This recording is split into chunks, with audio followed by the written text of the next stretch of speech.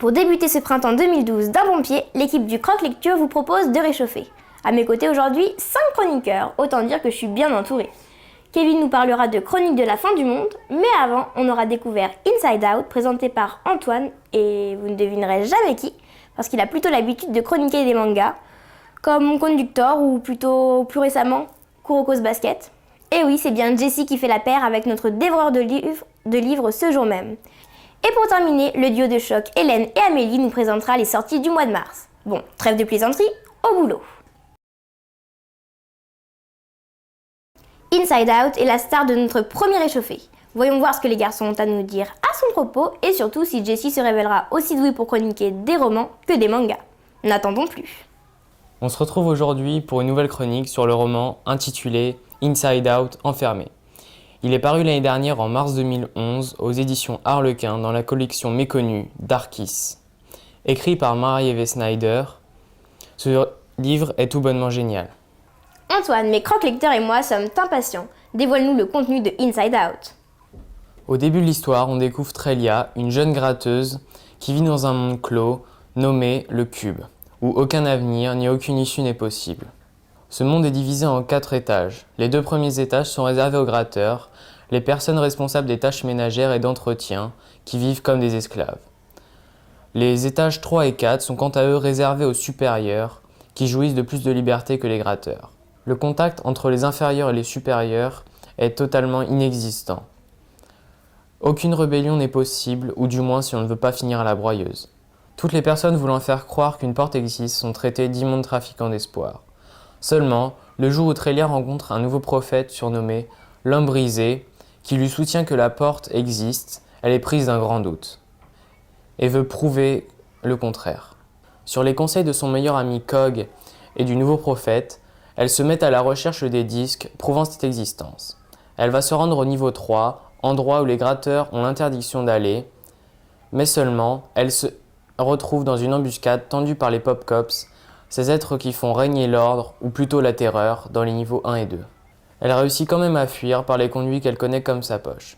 Lors de l'arrestation de l'homme brisé, Cog est obligé de tuer un Pop Cops pour pouvoir libérer le prophète. Trelia et Cog réussissent cependant à le cacher dans la centrale électrique. Ils ne le savent pas encore, mais c'est le début de très gros ennuis. Du début à la fin, on se pose toujours la même question. Trelia réussira-t-elle à trouver la porte qui n'est qu'un mythe selon elle ? Qu'est-ce qu'est véritablement le cube ?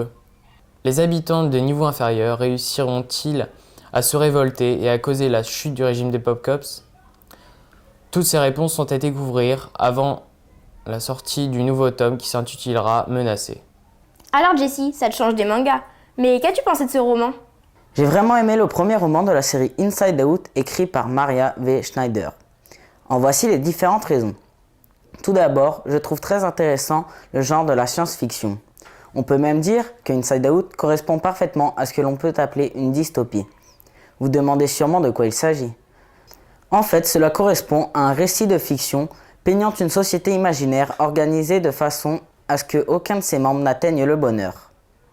Vous connaissez certainement des exemples de ce genre, comme Métaux d'Yves Grevet, ou encore Hunger Games, dont vous parleront bientôt Constance et Léo. Dans ce roman, les habitants des parties inférieures vivent comme des esclaves. Ils n'ont qu'un seul objectif, un seul rêve, sortir de cet endroit infernal. Ils ont des conditions de vie qui sont terribles avec des repas vraiment pas très appétissants.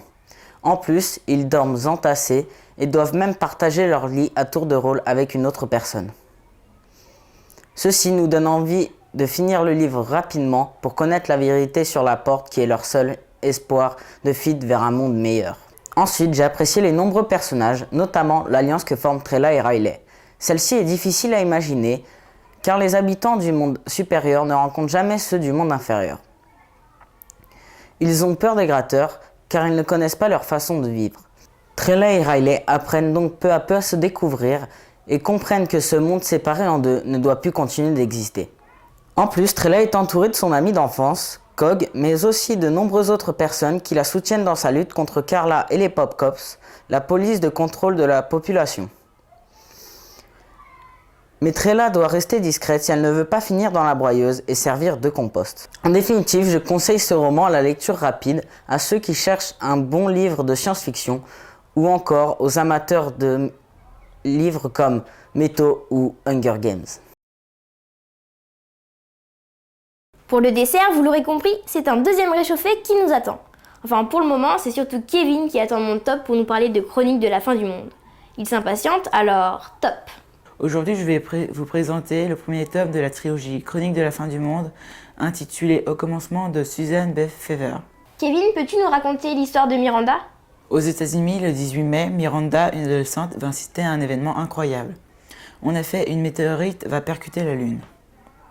Miranda est ravie d'assister avec sa famille à cet événement historique qui va bientôt devenir catastrophique. Les scientifiques n'avaient pas prévu que la météorite, en percutant la Lune, allait la dévier de sa trajectoire et la rapprocher de la Terre. Si les dégâts sont mesurables au début, les téléphones, télévisions et radios commencent à capter de moins en moins et des ouragans et des tsunamis ravagent la côte Est, maintenant autour de la côte Ouest. Nous recevons des informations du monde entier. Partout n'est que désastre.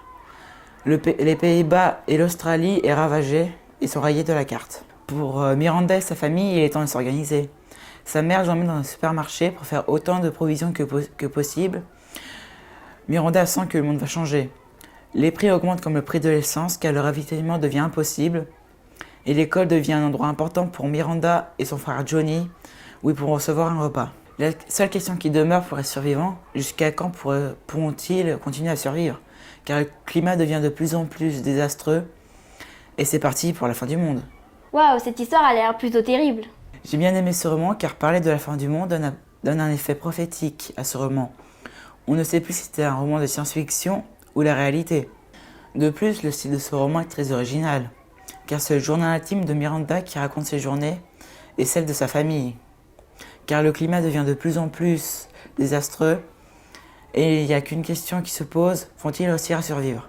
De plus, le thème de la fin du monde n'est pas très original en littérature, mais c'est son aspect réaliste qui donne froid dans le dos du lecteur. On s'identifie très vite aux personnages, car que ferions-nous dans une telle situation? Et on ressent leur inquiétude, puis leur peur et leur désespoir. Car il y a une seule question, vont-ils réussir à s'en sortir? Le suspense est total, les questions sont nombreuses et le scénario est bien ficelé. Une vraie réussite. C'est la première fois que je lis ce type de roman et ça m'a particulièrement bien plu. Pour tous ceux qui auront trouvé ce roman merveilleux, il y a le deuxième tome dénommé L'Exil qui est sorti le 7 septembre 2011.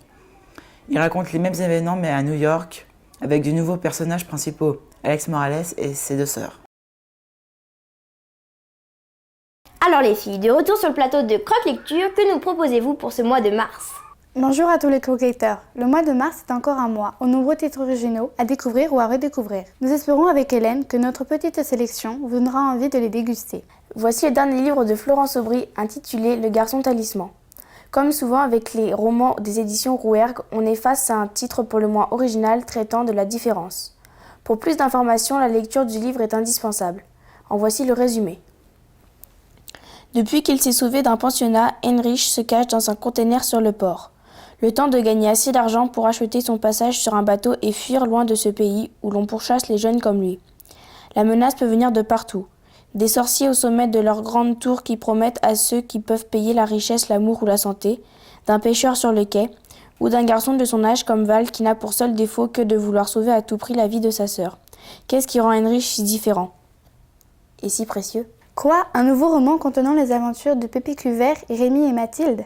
Quelle surprise!